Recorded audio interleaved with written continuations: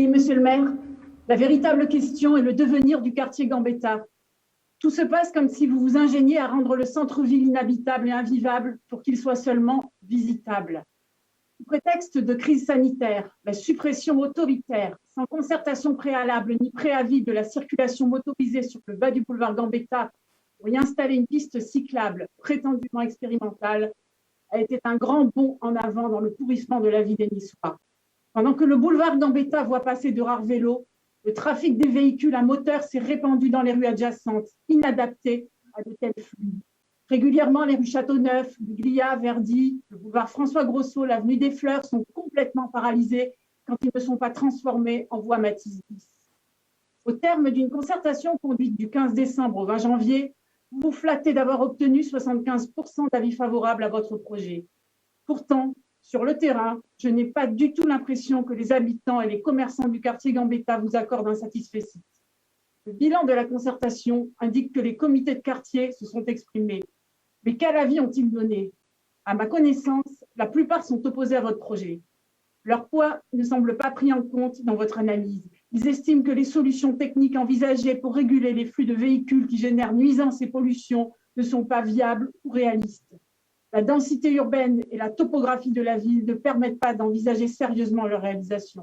En ce qui concerne la concertation elle-même, elle a débuté en pleine période de Noël et a été perturbée non seulement par les fêtes, le CUM qui abritait l'exposition et le registre était d'ailleurs fermé du 24 décembre au 3 janvier, puis par le couvre-feu imposé en janvier.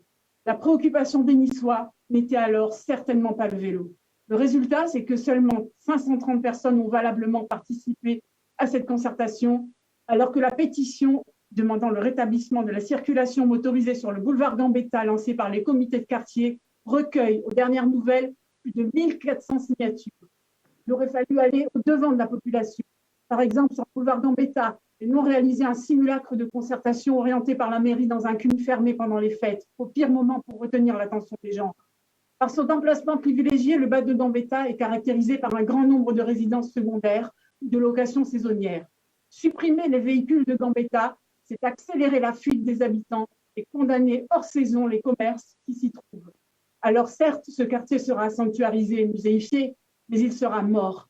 La disneylandisation du bord de mer et de l'hypercentre au détriment des habitants, la punition et la culpabilisation des Niçois qui ont besoin de leurs véhicules pour se déplacer et travailler, c'est tout le contraire de ce que le groupe Retrouver Nice veut.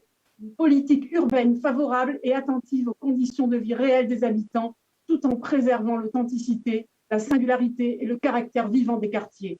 C'est pourquoi notre groupe votera contre les conclusions de la concertation et contre la poursuite de ce projet. Je vous remercie.